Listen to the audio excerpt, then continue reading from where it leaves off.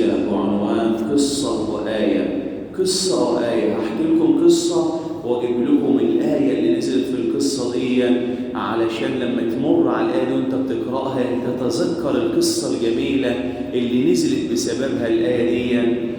قصة اليوم صحابي جليل اسمه ثابت بن قيس. ثابت بن قيس هو كان بطبيعته صوته مرتفع، زي واحد كده تلاقيه بيتكلم في الشارع في المحمول مثلا وتلاقيه مسمع الشارع كله صوت، تقعد تقول له فلان اخفض صوتك شويه، يقول والله يا شيخ على انا صوتي كده طبيعته ان هو مرتفع كده، طبيعه فيه.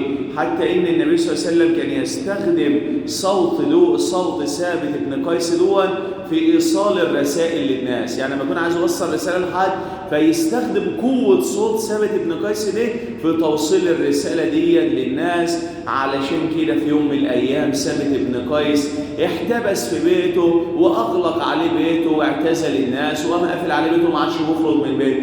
فالناس بداوا يسالوا على ثابت، ايه يا ثابت ما الذي جعلك يعني ايه تحتبس في بيتك؟ في ايه مالك يا ثابت؟ فبدا يقول لهم اخشى ان اكون من اهل النار. قالوا له ازاي بتقول كلام زي ده انت صحابي ومن المقربين للنبي صلى الله عليه وسلم ومن احباء النبي صلى الله عليه وسلم، ازاي تقول على نفسك كده انني خايف ان انا اكون من اهل النار؟ قال لهم نزلت ايه اللي هي معانا النهارده دي، اخشى ان اكون انا المعني بالايه دي. انا خايف ان الايه اللي نزلت دي تكون نازله فيا، اللي هو نسبه ابن قيس، اللي هي الايه اللي ربنا بيقول فيها واللي احنا بنقراها كتير: يا أيها الذين آمنوا لا ترفعوا أصواتكم فوق صوت النبي ولا تجهروا له بالقول كجهر بعضكم لبعض أن تحبط أعمالكم وأنتم لا تشعرون. فالثابت قال لك عشان أنا صوتي مرتفع يبقى الآية دي نزلت فيا، فوصل الخبر للنبي صلى الله عليه وسلم. قالوا ده ثابت بن قيس بيقول إن هو خايف إن الآية دي تكون نزلت فيه عشان هو صوته بطبيعته مرتفع. قام النبي صلى الله عليه وسلم بشر ثابت، قال لهم أخبروا ثابت أنه من أهل الجنة. شوف كده واحد ماشي على الأرض وفي الدنيا ومبشر بالجنة، تخيل دي يبقى ماشي إزاي في الدنيا، تخيل دي تبقى مكانته عند الناس تخيل دي مكانته عند ربنا الناس يقول لهم أخبروا ثابت أنه من أهل الجنة. تمر السنون بقى، السنين تعدي ويجي بقى يموت النبي صلى الله عليه وسلم ويمسك الخلافة اللي هو مين؟ أبو بكر الصديق رضي الله عنه، ويرتد كتير من الناس ويرتد كتير من العرب بعد وفاة النبي صلى الله عليه وسلم. وتيجي المعركة اللي هي معركة اليمامة اللي كانوا الصحابة بيحاربوا فيها المرتدين عن الإسلام، ويدخل في المعركة دي اللي هو مين؟ ثابت بن قيس رضي الله عنه. وهو في المعركة بقى يلاقي مين؟ يلاقي سالم مولى أبي حذيفة. فيبدأ بقى يكلم مين لما اشتد القتال مع الصحابة على المرتدين؟ بدأ بقى ثابت بن قيس يكلم سالم مولى أبي حذيفة ويقول له ما هكذا كنا نقاتل مع النبي صلى الله عليه وسلم، دي مش قتالنا الأول، ده احنا كنا بنقاتل بكل قوة وبكل شجاعة مع النبي صلى الله عليه وسلم. أنا حاسس القتال اللي احنا بنقاتله ما هوش القتال الأول اللي كنا بنقاتله. قام قايل له ما تقول؟ قام جاي ثابت بن قيس وقام حفر حفرة كده علشان ما يمشوش من العدو ولا يهربوا من العدو. قام حفر حفرة كده خلف مين؟ خلف سالم وخلف مين؟ اللي هو ثابت بن قيس. قال لك بقى احنا نقاتلهم لحد ما نخلص عليهم لو هم يقتلونا.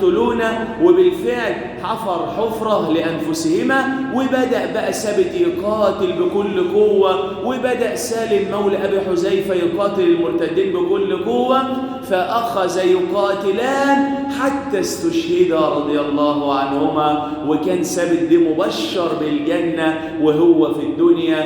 فعلشان كده بعض المحدثين زي أيوب السختاني وزي الإمام مالك كان لما يذكر اسم النبي صلى الله عليه وسلم كانوا يوقفوا الكلام على طول، يعني هو في مجلس كده ويقول قال رسول الله صلى الله عليه وسلم، كان الكل يسمع والكل ينصت والكل يبقى في صمت، مش زي الأيام دي تلاقي بيقول قال رسول الله صلى الله عليه وسلم وتلاقي واحد مشغل أغنية أو واحد قاعد يتكلم في التليفون أو واحد مش مركز أساسا للكلام. فكان من الأدب إن علماءنا دول كان أول ما يذكر اسم النبي صلى الله عليه وسلم كانوا يوقفوا الكلام على طول ويبدأوا يستمعوا. ودي اللي حدث مع عمر بن الخطاب رضي الله عنه لما لقى شابين في مسجد رسول الله صلى الله عليه وسلم ويرفعان أصواتهما، فبدأ لما لقاهم برافعين صوتهم كده بصوت عالي كاد أن يضرب الشابين دول. سيدنا عمر كان خلاص راح يضرب الشابين دول، فبيسألهم قالوا ده احنا ايه من الطائف يا أمير المؤمنين، احنا ما احناش من المدينة ولا من أهل المدينة. فقام قايل لهم لولا أنكما من ايه من الطائف لأوجعتكما ضربا. قال لهم لولا بس ان انتم الطائف مش من المدينة انا كنت أوجعتكم ايه ضرب بسبب ان انتم. قال لهم ترفعان أصواتكما وانتم في بيت مين؟ في مسجد مين؟ النبي صلى الله عليه وسلم. شوف كانوا بيأولوا الآية ازاي، وشوف القلوب الهشة الرقيقة. أول ما سمع آية خاف قال لك ده من أهل النار، خلاف اللي هو بقى مين؟ الأقرع بن حابس. ولما جه مجموعة من الأعراب للنبي صلى الله عليه وسلم وفد كده من بني تميم وجايين ينادوا عن النبي صلى الله عليه وسلم بكل بجاحة وبسوء أدب، النبي صلى الله عليه وسلم في بيته ودول من وراء الحجرات واقفين بعيد عن بيت النبي صلى الله عليه وسلم وقاعدين يا محمد اخرج إلينا فإن حمدنا زين وإن ذمنا شيء. تخيلوا له احنا لو مدحنا الواحد مدحنا بقى هنرفعك بقى يا محمد ونخلي العرب ده كله ايه يتبعك لو احنا مدحناك بقى. ولو ذمنا الواحد بننزله الارض على طول، يعني لو ذمناك يا محمد قلنا فيك كلام وحش ما عادش حد هيتبعك وهنبقى خلاص هيبتك راحت. فقام النبي صلى الله عليه وسلم خرج اليهم وبدأ يعلمهم وهو يقول لهم الذي حمده زين والذي ذمه شيء هو الله. لا مش انتم، قال لهم ده ربنا اللي حمده دون ايه زين وان ذمه شيء، مش انتم اللي جايين تقولوا على انفسكم ان احنا حمدنا زين وذمنا شيء. قال لهم لا ده ربنا لما احنا بنحمده بيرفعنا في الجنة درجات وبنساب على حمده، واللي طبعا بيقول غير كده بينزل في النار دركات. وبدأ النبي صلى الله عليه وسلم يعلمهم. تخيل واقفين بسوء أدب ينادوا على النبي صلى الله عليه وسلم. عشان كده نزلت فيه من الآيات اللي هختم بها دي إن الذين ينادونك من وراء الحجرات أكثرهم لا يعقلون ولو أنهم صبروا حتى تخرج إليهم أي محمد لكان خيرا لهم والله غفور رحيم. ربنا بيقول على هؤلاء العرب اللي هم جايين من بني تميم دول إن هم ما عندهمش عقول، لأن لو عندهم عقل ما كانوش ينادوا عن النبي صلى الله عليه وسلم بسوء أدب كده. تخيل أنت عند بيتك كده والواحد يقول يا شيخ علاء وتلاقيه عامل ضجة في الشارع كده وصح الجيران، واحدة مريضة قلقها من النوم وقف كده بصوت عالي في وسط الشارع، تقوم انت قايل له اخفض صوتك، طب ما في تليفون كلمني فيه، طب في تليفون رن عليه، لكن لازم تعمل ضجه كبيره كده في الشارع. لكن دول عملوا مع مين الكلام ده؟ مع النبي صلى الله عليه وسلم. ففي فرق بين ثابت بن قيس ان هو سمع ايه وقعد في بيته وقفل على نفسه بيته وقال ايه اخشى ان اكون من اهل النار واخشى ان اكون معني بالايه يا ايها الذين امنوا لا ترفعوا اصواتكم فوق صوت النبي. ودول اللي هم من بني تميم اللي واقفين بسوء أدب ينادوا على رسول الله صلى الله عليه وسلم يا محمد اخرج إلينا فإن حمدنا زين وإن ذمنا شين.